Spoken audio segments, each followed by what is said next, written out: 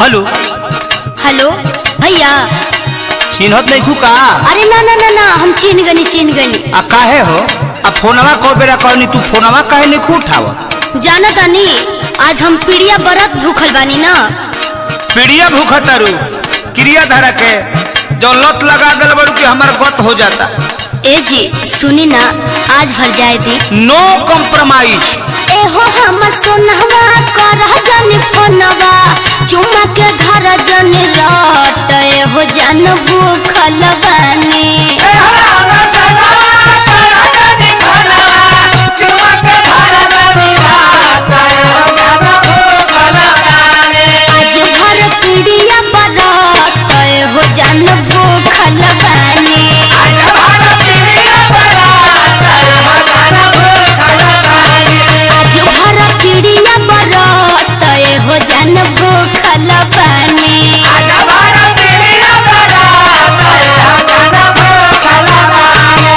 तो हर सब बात ठीक बा, बाकी बतावा कि तू हमार फोन काहे तू नहीं उठावत? सुनो तनी खीर बनावत रहनी है ना। खीर बनावा तारू तू हमार दिल चीर के। पहले सुनो का कहतनी बोली। फोनवा धरैनी भइल तो बेचैनी कोने से बालिया फरत तू ही धरौले हो बारू। फोनवा धरैनी भइल तो बेचैनी कोने से बालिया फरत तू ही धरौले हो बारू। जे चुमावा के लात तू ही धरौले हो बारू।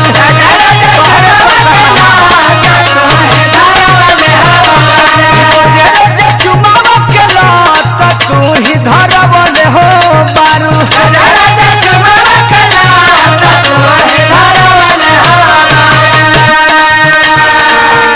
बा भैया बा शत्रुघ्न जी पिंटू जी अरे बनल हाउ। ए रवि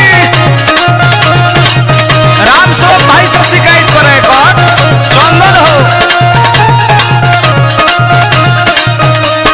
राजा राजा चुमावा के लात तू ही धरौले हो बारू। राजा राजा चुमावा के लात तू ही धरौले हो बारू। ए जा सुना ना हमरो कुछ मजबूरी बा।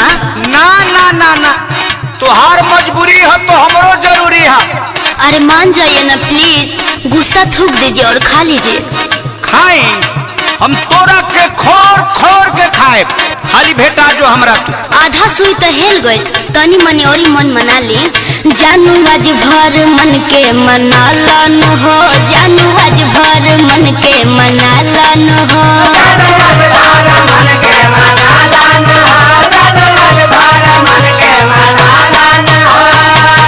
देखिए ज्यादा आप रुलाइएगा तो हम खाना वाना नहीं खाएंगे। का कहतरू? अरे ना ना ना पगली हम मान गई खाना भी खा लेनी मगर तू हो खाना खा ली हम खा लेनी तू जान खा लो ना हो। हम खा लेनी तू जान खा लो ना हो। हम खा लेनी तू जान खा लो ना हो। हम खा लेनी तू जान खा लो ना लव यू सोना। मुआ, कितना मानते हो। अच्छा बताओ सोना तहार मुंह काहे सुखल बा? तू बड़ू भूखल हम बने सूखा। काहे जान? गिरनी एक करवाट तू ही धरवले हो बारू। तई में हम बानी ना। अरे तू बड़ू भूखल हम बने सूखल गिरनी एक करवाट तू ही धरवले हो बारू। रोज रोज चुमावा के लात तू ही धरवले हो बारू।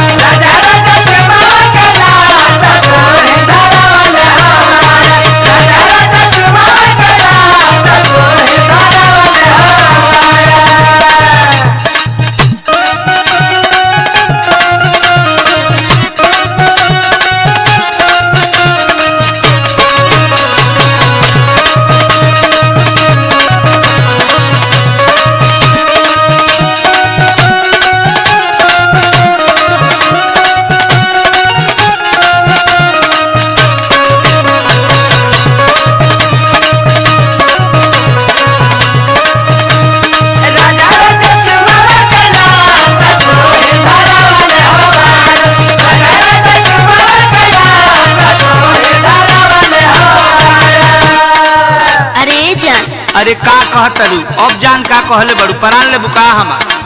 अरे ई पीड़िया भैया खातिर भूखल बानी ना। तो भैया खातिर भूखल बनी जानते नहीं हमरा खातिर पूछू ना। अरे रउआ खातिर चौथ भूखब। अब पराने निकल जी तो भूख के का करबे रे पगली। अरे ऐसन मत बोली, कल सवेरे घाटवा पे आई ना, वही जब मिलल जाई।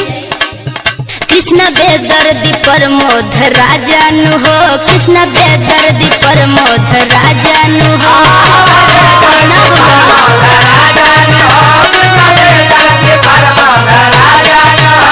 आज हमरा के तू बहुत बड़ा सजा दे देलू का अब सहात बाना हमरा। अब आप रउआ ऐसन बात करेनी, अब तक खत्म हो गई, सुबेरे मिल ही के बाद। आज दे देलू घन घोर सहजान हो, आज दे देलू घन घोर सहजान हो, आज दे देलू घन घोर सहजान हो, आज दे देलू घन घोर सहजान हो। अरे रंजीत लाल के हाल बिगाड़लू,